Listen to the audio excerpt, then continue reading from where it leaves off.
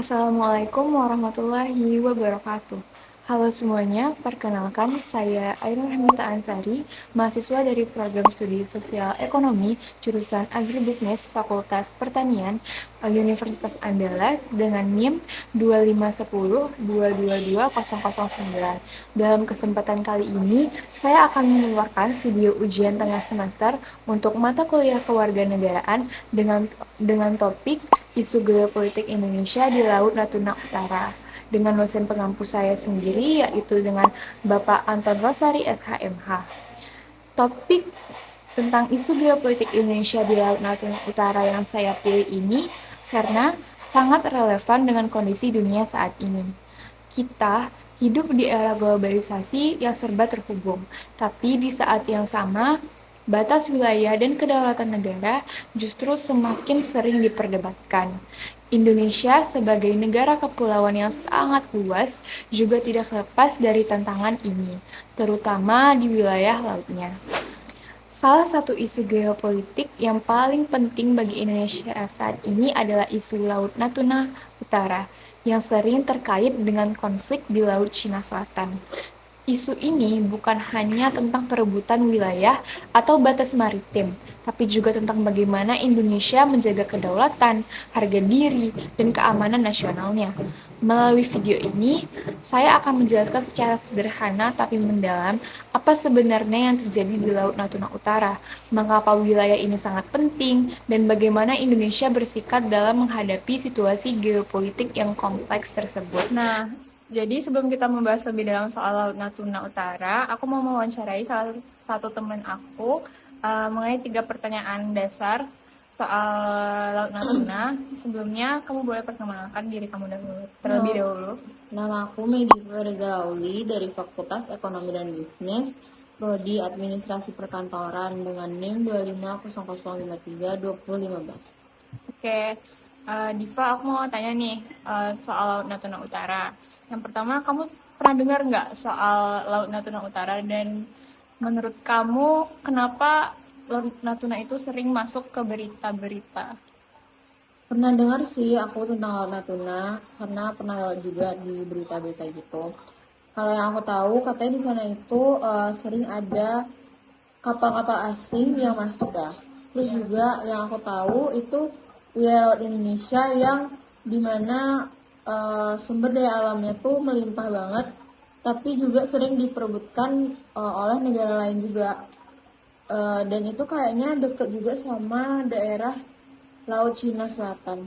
Nah, iya emang sering banget tuh kapal asing berlalang di daerah Laut Natuna.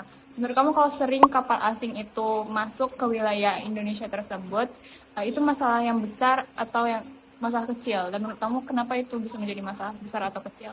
Kalau menurut aku itu masalah besar ya, karena itu menyangkut soal kedaulatan negara. Soalnya kalau kita biarin aja, negara lain bisa seenaknya aja untuk mengaku-ngaku wilayah kita. Mungkin bagi sebagian orang itu hal kecil, tapi dampaknya besar untuk keamanan dan juga ekonomi kita. Nah, selanjutnya ini pertanyaan terakhir. Menurut kamu kenapa sih penting bagi kita, terutama generasi muda, untuk paham soal geopolitik Indonesia? Menurut aku, biar kita nggak cuek sama negara sendiri. Karena kita sendiri harus tahu posisi Indonesia di mata dunia. Karena kita sebagai generasi penerus harus ngerti gimana cara menjaga kedaulatan dan wilayah Indonesia. Soalnya sekarang tuh perang nggak cuma tentang senjata, tapi juga lewat politik, ekonomi, dan wilayah. Jadi penting banget untuk kita tahu tentang geopolitik. Oke, kasih ya Diva udah mau diwawancarai. Jadi menarik banget ya tadi pendapat dari Diva. Dari situ kita bisa tahu kalau kesadaran soal geopolitik itu penting banget dan harus ditingkatkan, terutama di wilayah strategis seperti Laut Natuna Utara. Sekarang kita akan bahas lebih dalam lagi kenapa sih Natuna itu bagian yang sangat penting bagi Indonesia dan apa kaitannya dengan geopolitik. Terima kasih, Diva. Bye-bye. Sebelum kita membahas lebih jauh soal Natuna, penting untuk memahami dulu apa yang dimaksud dengan geopolitik. Jadi secara sederhana, geopolitik itu bisa diartikan sebagai cara suatu negara memandang posisi geografisnya dan bagaimana hal itu mempengaruhi kebijakan politik, ekonomi, sosial, dan pertahanannya. Kata geo berarti bumi atau wilayah dan politik berarti kekuasaan atau pengelolaan. Jadi geopolitik berbicara tentang bagaimana letak geografis suatu negara digunakan untuk mencapai kepentingan nasional. Dalam konteks Indonesia, konsep geopolitik ini dikenal melalui istilah wawasan Nusantara. Wawasan Nusantara adalah cara pandang bangsa Indonesia terhadap diri dan lingkungannya yang berdasarkan pada Pancasila dan Undang-Undang Dasar 1945 serta menempatkan Kepulauan Indonesia sebagai satu kesatuan politik, ekonomi, sosial, budaya, dan pertahanan keamanan. Artinya, meskipun Indonesia itu terdiri dari ribuan pulau, laut bukanlah pemisah, melainkan pemersatu.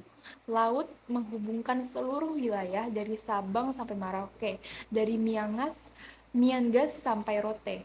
Karena itu, menjaga laut sama artinya dengan menjaga keutuhan bangsa.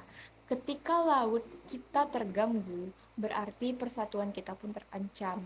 Nah, disinilah pentingnya memahami isu geopolitik Laut Natuna Utara.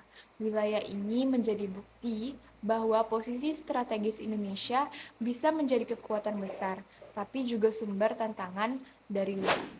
Sekarang kita masuk ke pembahasan utama mengenai apa sebenarnya latar belakang dari isu geopolitik di Laut Natuna Utara. Laut Natuna Utara adalah wilayah laut yang terletak di bagian paling utara Provinsi Kepulauan Riau. Kalau kita lihat dari peta, posisinya itu berbatasan langsung dengan Laut Cina Selatan, yaitu salah satu kawasan laut paling sibuk dan paling diperebutkan di dunia saat ini. Nah, dari sinilah muncul isu geopolitik yang cukup kompleks karena melibatkan banyak negara dan kepentingan besar di kawasan Asia Tenggara.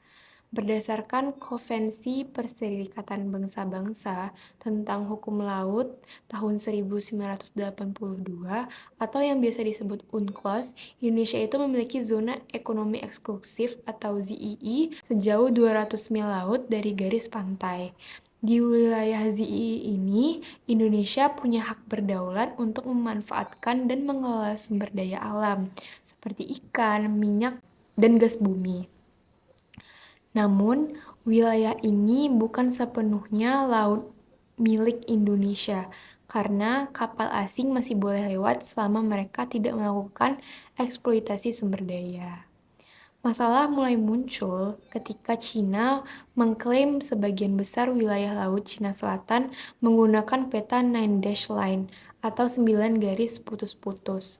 Peta ini menunjukkan batas laut yang sangat luas, bahkan sampai masuk ke dalam ZEE milik Indonesia di Laut Natuna Utara. Cina beralasan bahwa daerah itu merupakan traditional fishing ground atau wilayah penangkapan ikan tradisional nelayan mereka sejak zaman dahulu. Padahal, secara hukum internasional, klaim semacam itu tidak diakui. Menurut aturan UNCLOS 1982, batas wilayah laut ditentukan berdasarkan jarak geografis, bukan berdasarkan sejarah atau kebiasaan masa lalu. Artinya, klaim Cina itu lewat Nine Dash Line tidak punya dasar hukum yang sah.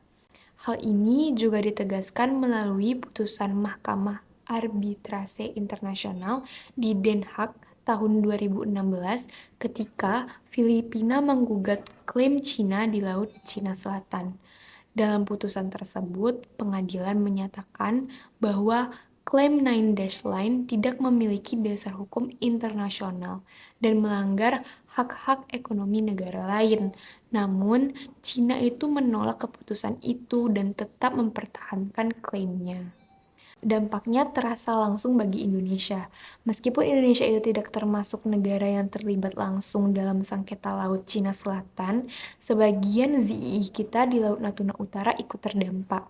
Kapal-kapal nelayan dan penjaga pantai Cina masih sering memasuki wilayah Laut Indonesia tanpa izin, dengan alasan sedang beroperasi di wilayah tradisional mereka.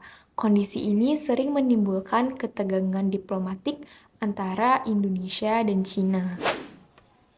Sekarang pertanyaannya, kenapa sih banyak negara, terutama Cina, begitu tertarik dengan wilayah Laut Natuna Utara? Apa yang membuat daerah ini seolah jadi rebutan perhatian dunia? Jadi alasannya itu bukan satu, tapi kombinasi dari letak geografis, kekayaan sumber daya alam, kepentingan ekonomi, pertahanan, dan simbol kedaulatan nasional. Jadi setiap faktor yang saling terkait dan menjadikan Natuna ini punya nilai strategis yang luar biasa, baik bagi Indonesia maupun bagi peta geopolitik kawasan Asia Tenggara. Jadi yang pertama, dari sisi geografis, Natuna itu berada di jalur perdagangan internasional yang sangat sibuk. Kalau kita lihat dari peta dunia, Laut Natuna Utara itu posisinya di antara Selat Malaka dan Laut Cina Selatan. Dua jalur laut yang paling ramai di dunia. Setiap hari, ribuan kapal dari berbagai negara melintasi di kawasan ini, membawa barang, energi, minyak, gas, hingga hasil industri dari Timur Tengah menuju Jepang, Korea, dan Cina, lalu kembali lagi ke Eropa.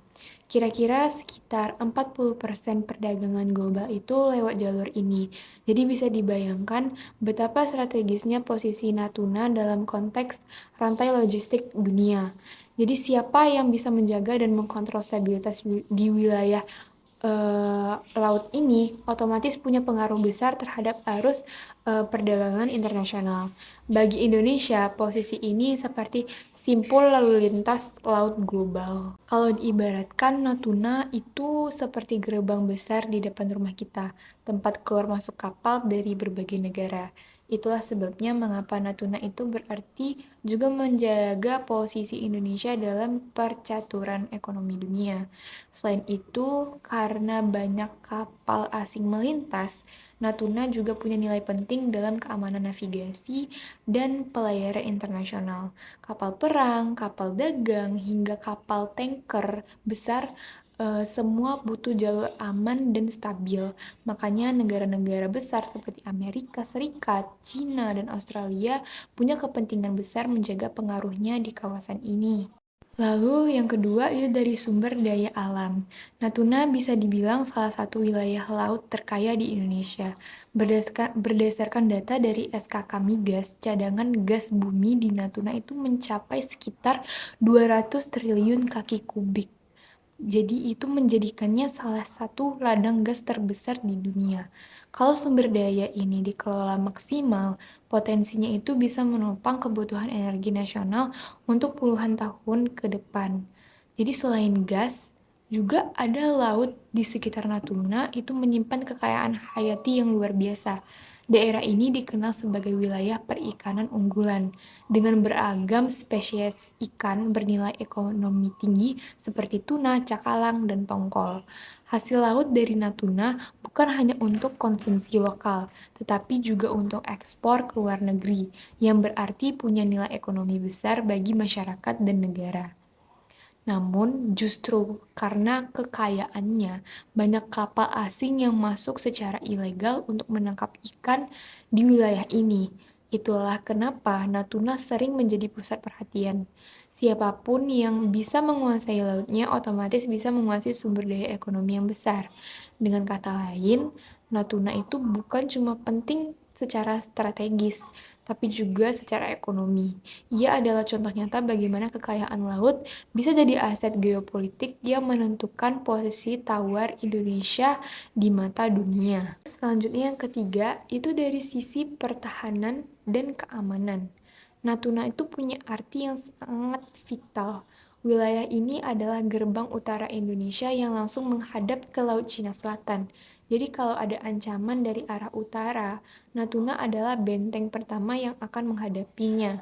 Karena itu, Natuna sering dijadikan pusat pertahanan strategis oleh militer Indonesia.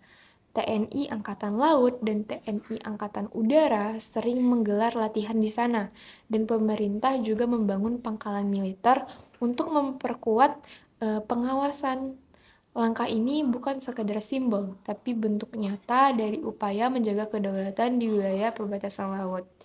Kawasan Natuna juga rawan dari sisi keamanan non-militer, seperti penyelundupan, illegal fishing, atau pelanggaran batas wilayah. Dengan kondisi geografis yang luas dan lautnya yang terbuka, pengawasan di sana memang tidak mudah.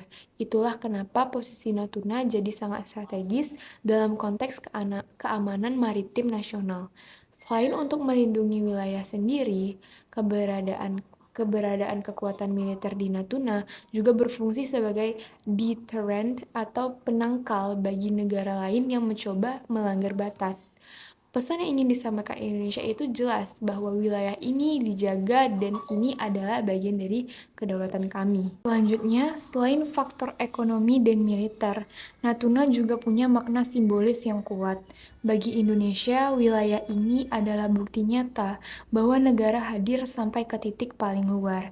Di sana, masyarakat hidup di pulau-pulau kecil, namun tetap merasa menjadi bagian dari Negara Kesatuan Republik Indonesia. Karena itu, kehadiran negara dalam bentuk pembangunan infrastruktur dan pengawasan di Natuna punya arti besar secara psikologis maupun politis. Natuna adalah simbol kedaulatan dan harga diri bangsa. Setiap kali ada pelanggaran di wilayah ini, masyarakat Indonesia selalu menanggapinya dengan serius karena menyentuh rasa nasionalisme. Itulah mengapa isu Natuna sering muncul di media, bukan hanya karena faktor hukum laut, tapi juga karena menyangkut rasa memiliki terhadap tanah air. Kalau disimpulkan, Natuna menjadi begitu strategis karena berada di persimpangan kepentingan global. Letaknya yang strategis membuat penting bagi perdagangan dunia. Kekayaannya membuat bernilai ekonomi tinggi dan posisinya membuatnya krusial bagi pertahanan Indonesia. Ditambah lagi, makna simbolisnya menegaskan bahwa Indonesia adalah negara maritim besar yang hadir sampai ke batas terluarnya. Jadi Natuna bukan sekedar nama di peta, ia adalah titik kunci geopolitik, tempat di mana ekonomi, militer, dan nasionalisme bertemu. Siapa yang mengabaikan Natuna sama saja dengan mengabaikan masa depan maritim Indonesia.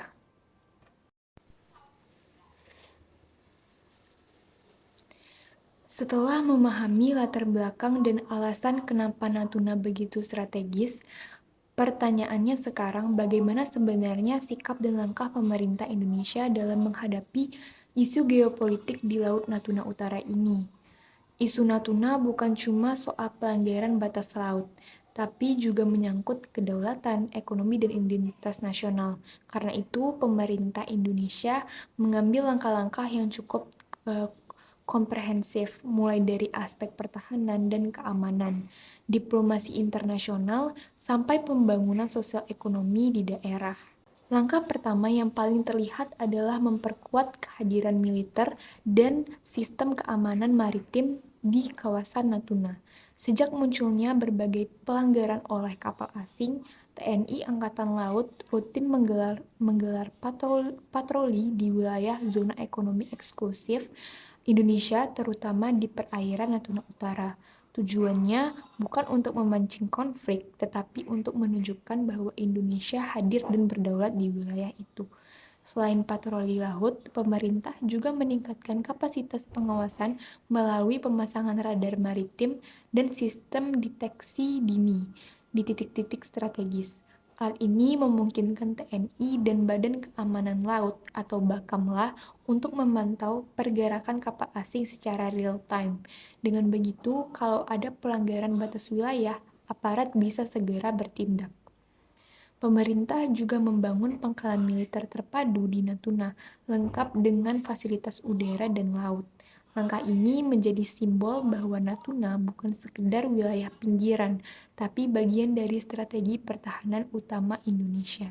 Selain itu, latihan gabungan antara TNI Angkatan Laut, Angkatan Udara, dan Bakamla sering dilakukan untuk memperkuat kesiapsiagaan dan koordinasi antar instansi. Keberadaan pasukan dan infrastruktur militer ini juga punya fungsi deteran, yaitu efek pencegahan agar negara lain berpikir dua kali sebelum melanggar wilayah Indonesia. Dengan cara ini, pemerintah tidak hanya menegakkan hukum, tapi juga menjaga stabilitas kawasan tanpa harus konfrontatif. Selain pendekatan pertahanan, Indonesia juga mengandalkan diplomasi internasional. Sikap Indonesia tetap konsisten dengan prinsip politik luar negeri bebas aktif, yang artinya tidak memihak pada salah satu pihak dalam konflik Laut Cina Selatan, namun tetap aktif memperjuangkan perdamaian dan keadilan berdasarkan hukum internasional. Dalam berbagai forum internasional termasuk ASEAN dan PBB, Indonesia selalu menegaskan bahwa wilayah Natuna bukan bagian dari sengketa Laut Cina Selatan. Secara hukum, Natuna sepenuhnya masuk dalam ZII Indonesia berdasarkan UNCLOS 1982, sehingga tidak ada dasar bagi negara lain untuk mengklaim wilayah itu. Langkah diplomatik ini penting karena melalui pendekatan hukum dan dialog, Indonesia bisa menghindari eskalasi konflik sampai tetap menegaskan posisi kedaulatannya. Pemerintah juga secara rutin mengirimkan nota protes diplomatik kepada Cina setiap kali ada kapal mereka yang masuk ke wilayah Indonesia tanpa izin. Meskipun terkadang Cina tetap beralasan bahwa kapal mereka beroperasi di traditional fishing ground, Indonesia tidak pernah mundur dari sikap hukumnya. Selain itu, Indonesia aktif mendorong kode etik atau Code of Conduct atau COC di Laut Cina Selatan agar semua negara punya pedoman yang jelas dalam berinteraksi di kawasan itu. Langkah ini menunjukkan bahwa Indonesia tidak hanya fokus pada kepentingan nasional, tapi juga pada stabilitas kawasan dan perdamaian regional. Diplomasi semacam ini adalah contoh nyata bahwa kekuatan sebuah negara itu tidak hanya diukur dari militernya, tapi juga dari kemampuannya mengelola hubungan antar negara dengan bermartabat. Upaya pemerintah tidak berhenti di bidang keamanan dan diplomasi saja. Dari sisi pembangunan daerah, pemerintah berusaha memastikan bahwa masyarakat di Natuna juga merasakan kehadiran negara secara nyata. Salah satu langkah yang ditempuh adalah penguatan ekonomi lokal. Pemerintah menyediakan berbagai program bantuan untuk nelayan seperti subsidi, bahan bakar, bantuan alat tangkap, dan pembinaan usaha perikanan. Selain itu, pelabuhan perikanan dan pasar ikan modern juga dibangun agar hasil tangkapan bisa langsung dikelola dan dijual di wilayah sendiri tanpa tergantung pada daerah lain. Di bidang infrastruktur, pemerintah memperluas bandara dan pelabuhan, memperbaiki jalan utama, serta membangun fasilitas pendidikan dan kesehatan. Langkah ini bertujuan agar masyarakat Natuna tidak merasa terisolasi dan tetap memiliki akses terhadap pelayanan publik yang layak. Kalau dikaitkan dengan mata kuliah kewarganegaraan, isu Laut Natuna ini punya banyak sekali nilai yang bisa kita pelajari. Yang pertama dari nilai nasionalisme dan cinta tanah air. Ketika kita tahu ada wilayah Indonesia yang diganggu negara lain, muncul rasa ingin membela. Itulah bentuk nasionalisme sejati, bukan hanya lewat kata-kata tapi lewat kesadaran dan kepedulian. Yang kedua, bela negara.